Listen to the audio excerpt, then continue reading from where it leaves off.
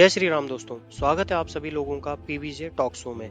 देश की आज़ादी के आंदोलन में बहुत लोगों ने अपना बलिदान दिया है, लेकिन कुछ का योगदान ऐसा है जो इतिहास के पन्नों से पूरी तरह बाहर नहीं आ सका। कुछ ऐसा ही योगदान है वीर सावरकर का। दोस्तों, विनायक दामोदर सावरकर भारतीय इतिहास में ऐसे लोगों में से हैं जिन पे शायद सबसे ज्यादा विवाद खड़ा किया जाता है। वह कवि थे, लेखक थे, क्रांतिकारी थे, चिंतक थे, नेता थे और सबसे ऊपर एक सच्चे देशभक्त थे।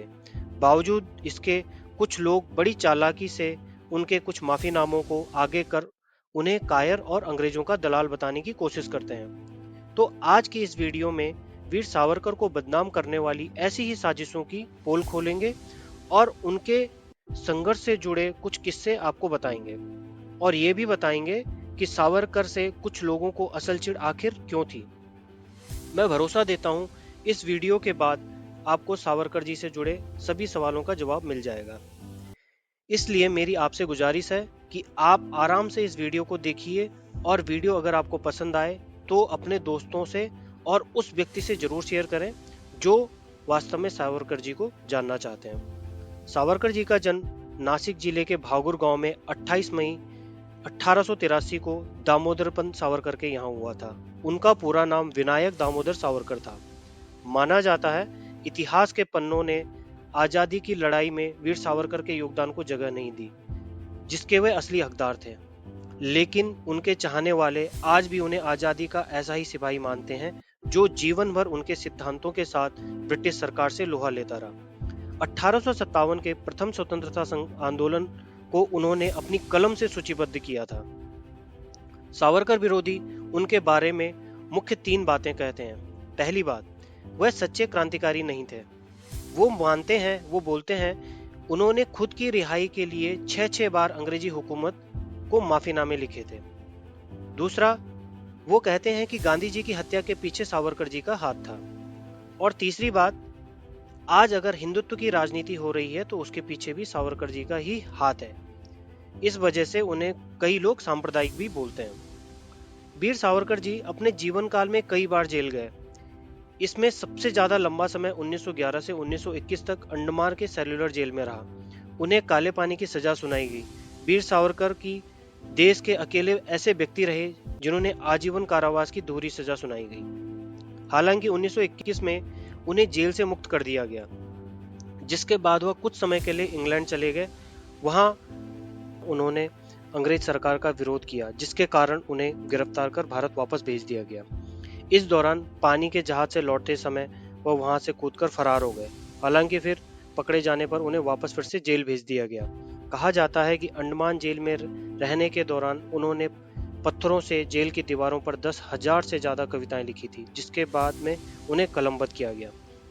सावरकर पर इतिहास लिखने वाले बताते हैं कि जिस कोठरी में उन्हें रखा गया था, उस कोठरी में उन्हें मल और शौच त्यागने के लिए भी कहा जाता था। जेल में हर महीने 5-6 कैदियों को फांसी दी जाती थी। सावरकर भी समझ गए थे कि उनका अंत कभी भी हो सकता है। यही वजह है सावरकर जी ने माफी लिखी थी। उनका लक्ष्य सिर्फ जेल से बाहर आकर आजादी की लड़ाई को आगे बढ़ाना था और जेल के बाहर आकर दोबारा अंग्रेजों से वो लड़े भी। दोस्तों, कुछ लोग सावरकर की माफी की बात करते हैं, लेकिन नाभा जेल में रहते हुए नेहरू जी ने भी माफी मांगी थी, लेकिन उसका कभी भी जिक्र नहीं किया जाता। अगर नेहरू जी माफी मांग सकते हैं तो फिर क्या सावरकर जी को हक नहीं है? लेकिन सावरकर पर यह बात करते हुए हम सारी बातें भूल जाते हैं। अब बात आती है गांधी जी की हत्या की। 1948 में जब गांधी जी की हत्या हुई तो इसका आरोप सावरकर जी पर लगा। उनके खिलाफ मुकदमा भी चला, लेकिन दोष साबित नहीं हुआ, जिसके बाद कोर्ट ने उन्हें बाइज्जत बरी कर दिया। तो वास्तव में सावरकर जी अगर गांधी जी की हत्या में शामिल होते तो क्या कांग्रेस सरकार उनकी पेंशन शुरू करती? अगर हत्यारे थे तो क्या उनकी मौत के बाद 1970 में इंदिरा जी सावरकर जी की याद में स्टैम्प जारी करती? बिल्कुल नहीं करती। ऐसा हो ही नहीं सकता। तो सावरकर जी के जिस माफीनामे की बार बार मुद्दा बनाकर उन्हें विलन बनाया जाता है, वास्तव में यह मुद्दा है ही नहीं। दोस्तों, जो मुद्दा है और वास्तव में जो असली मुद्दा है, वह मुद्दा है सावरकर जी का हिंदुत्व पर विचार। सावरकर जी को उस दौर का सबसे बड़ा हिंदूवादी नेता माना जाता था। वह जीवन भर हिंदुत्व का झंडा लेकर संघर्ष करते रहे।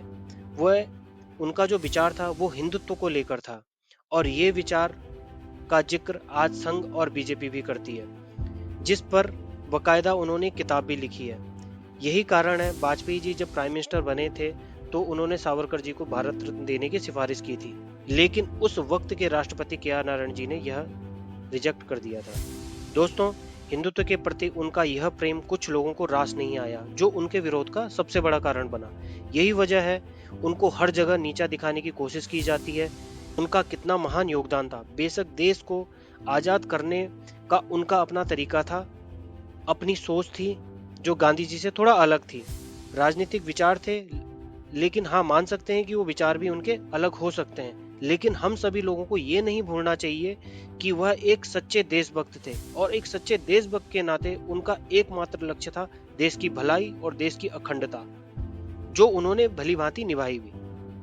दोस्तों, मैं उम्मीद करता हूं कि इस वीडियो के माध्यम से आप सभी लोगों तक मैं वीर सावरकर जी के बारे में ज्यादा से ज्यादा जानकारी पहुंचाने में सफल रहा। अगर आपका इस पर कोई विचार है तो कमेंट सेक्शन में जरूर बताएं। उम्मीद करता हूं आप सभी लोगों को वीडियो जरूर पसंद आई होगी, और अगर वीडियो पसंद आई है तो अपने दोस्तों तक शेयर जरूर कीजिएगा। धन्यवाद। जय श्री राम।